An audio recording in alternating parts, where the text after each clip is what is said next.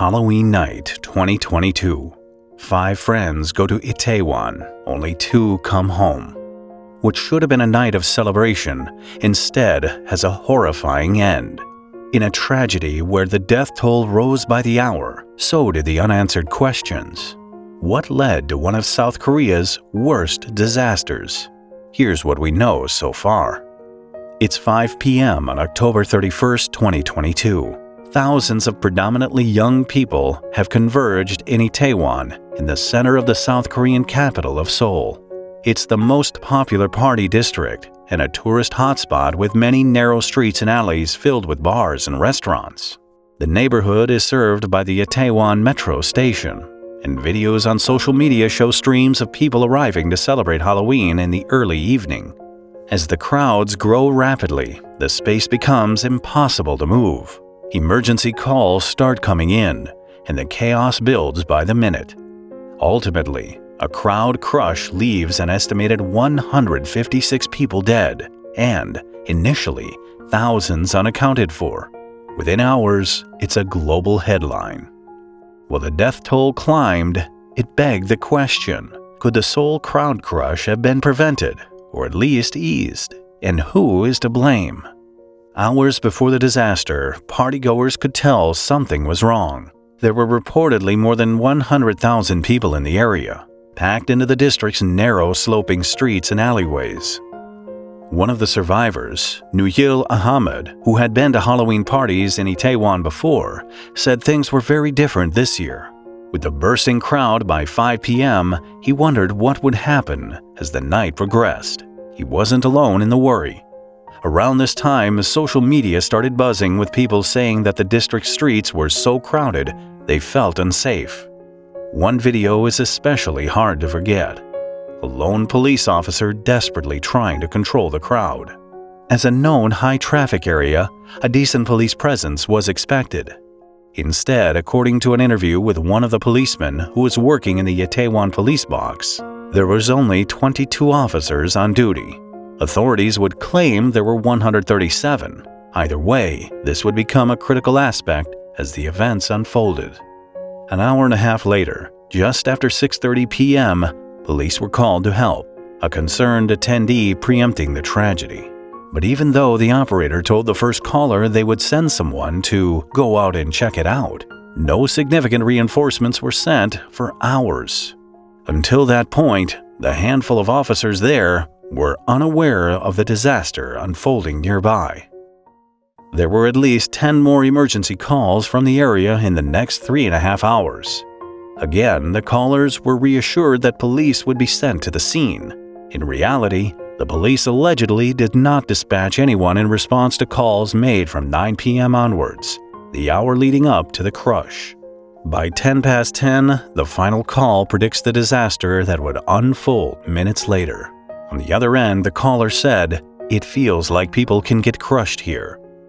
When a number of people on the sloping pathway fell over, crowds pressing from both ends of the alley made it impossible to get out.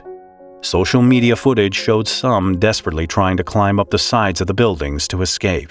By 25 past 10, fire authorities said they received reports that 10 people were pushed down under the crowd and were experiencing breathing difficulties. 3 minutes later, the first 4 ambulances were dispatched, followed by 6 more. They would take longer than expected to arrive, as the clogged streets made it difficult to reach the area. The worse the situation grew, the more panic increased. By 11 p.m., 30 more ambulances were deployed, and more than 100 national disaster medical assistance teams, with all Halloween events later being called off by authorities. While response teams struggled to reach the victims, dozens of people attempted CPR in the street, one of whom was a woman, certified in performing CPR, who said the scene was beyond any of the training she had received. She told a news outlet their faces had turned blue, their eyes were rolled back, and mouths wide open. Some of them were desperately gasping for air. Paramedics tried their best for those who looked like they stood a chance. Many others were laid along the sides of the alley, just waiting to be moved. What stunned her most was that a doctor, who witnessed devastation daily, was frozen in shock. At a nearby club, Desperate partygoers grabbed at a bouncer's arms and legs, begging him to help them, but there was nothing he could do. The situation was already too dire, the space too packed. Meanwhile, other staff members in surrounding clubs tried to carry the injured in to have enough space to perform CPR. Those in the clubs joined the attempts to pull bodies out and help. Countless witness stories spoke of the sounds of screams coming from the crowds, while the music drowned out the disaster unfolding just steps away. Through tears, a partygoer recalled how he desperately tried to help those who had fallen, but there were already 5 or 6 layers of people stacked on top of each other. Many had already lost consciousness. Some remembered the heartbreaking moment while victims' phones were going off non-stop, their loved ones defeatedly trying to confirm they were okay. At the same time, emergency alerts came through thick and fast. Anyone near the accident scene near Hamilton Hotel in Itaewon, Yongsan-gu, please return home as soon as possible. Around 1 a.m., after 2.5 hours of trying to retrieve the bodies, authorities released the first death toll of 59 killed. They frantically tried to transfer injured people to 18 nearby hospitals and bodies to multiple mortuaries as well as a sports stadium to be identified. During those early hours, the city government began receiving a flood of missing person reports. It would take days to identify the victims. For hours, dead bodies lay covered with blue sheets. Within hours of the tragedy unfolding, South Korea's President Yoon Suk-yeol had held an emergency meeting and announced an investigation into the cause of the crush. The next morning, he implemented a period of national mourning.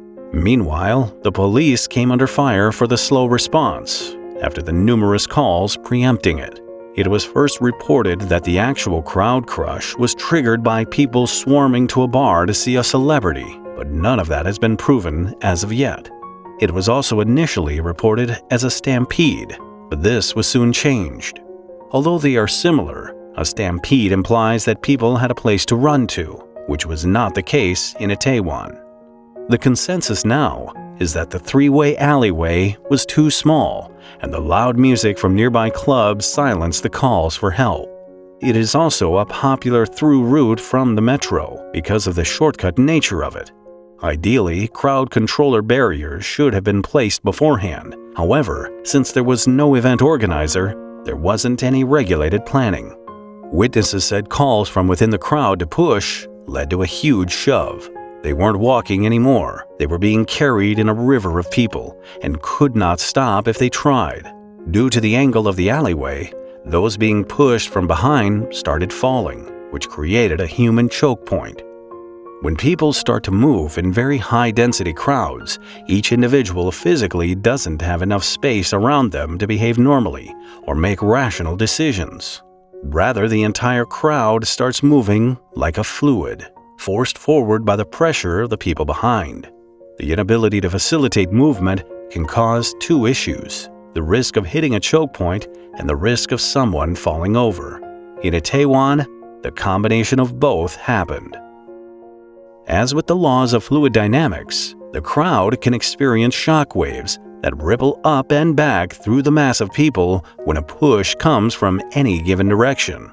The people at the very front of the crowd, who are not at dangerous densities, will make it through the choke point, but the high-density crowd inevitably follows, carried by force. In this case, the choke point was too narrow for the entire crowd to fit through. Subsequently, it became plugged up, and those at the front were further squashed by the crowd behind.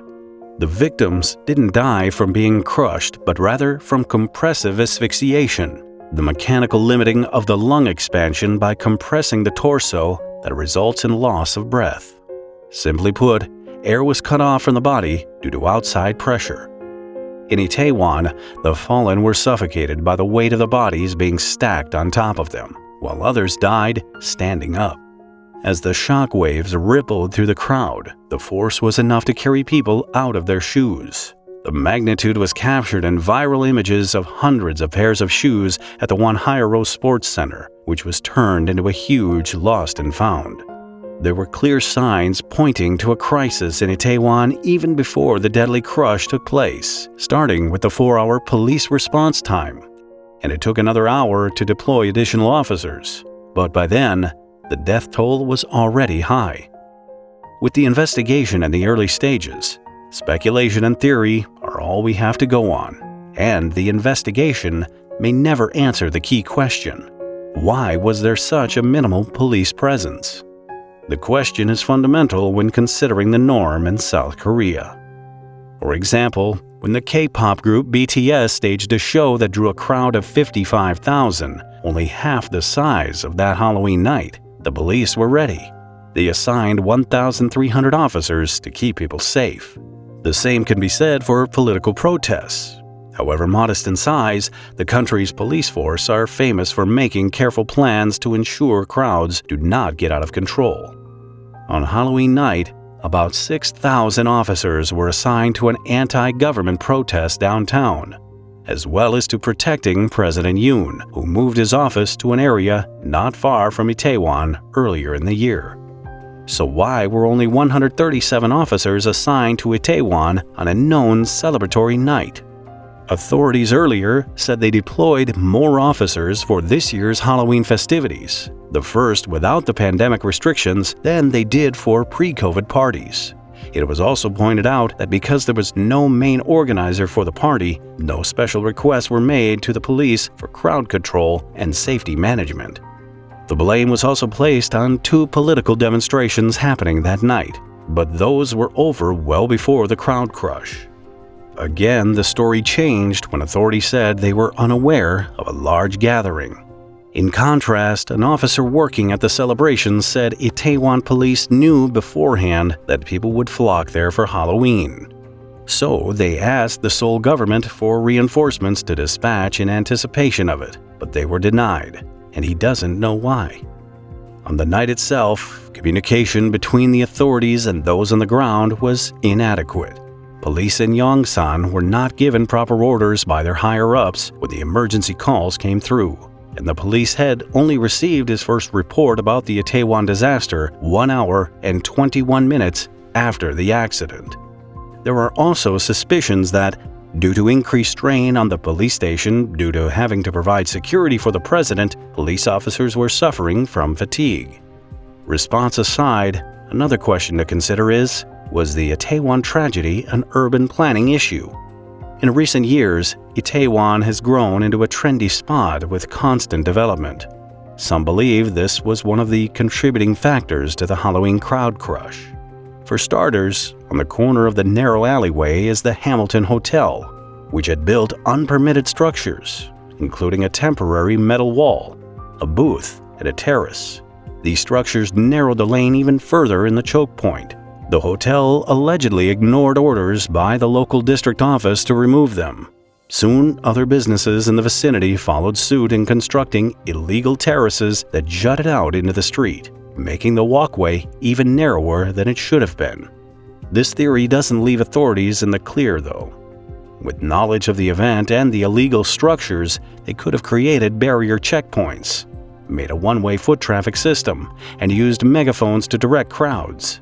And of course, if there had been earlier enforcement against these illegal additions, the alleyway would have been bigger to begin with. On top of that, if the magnitude of the crowd was missed in the police planning stages, CCTV cameras would have shown the growing crowds from early on. By the 8th of November 2022, 55 offices were raided, including the fire station, the Seoul Metro Headquarters, the National Police Agency, and the Seoul Metropolitan Police Agency. The raid of the fire station was related to allegations that the chief sat on a police request to jointly respond to the Halloween crowds before the crowd collapse occurred. The Metro headquarters was because the subway operator did not take precautionary measures to help disperse crowds by making decisions like ordering trains not to stop at the Itaewon subway station. Additionally, multiple charges of professional negligence resulting in death have been laid. President Yoon said the incident revealed the importance of crowd management and a lack of research on the subject. Since the devastating Halloween incident, makeshift memorials for the 156 victims, mostly young women, have been set up around Itaewon. The 26 foreign victims' families have had their bodies flown home, and the investigation is in full swing. One can only hope that the future planned development in the area will prevent another tragedy like this. Watch this episode next if you found this video interesting. Please add a like and leave a comment if you want to support the channel.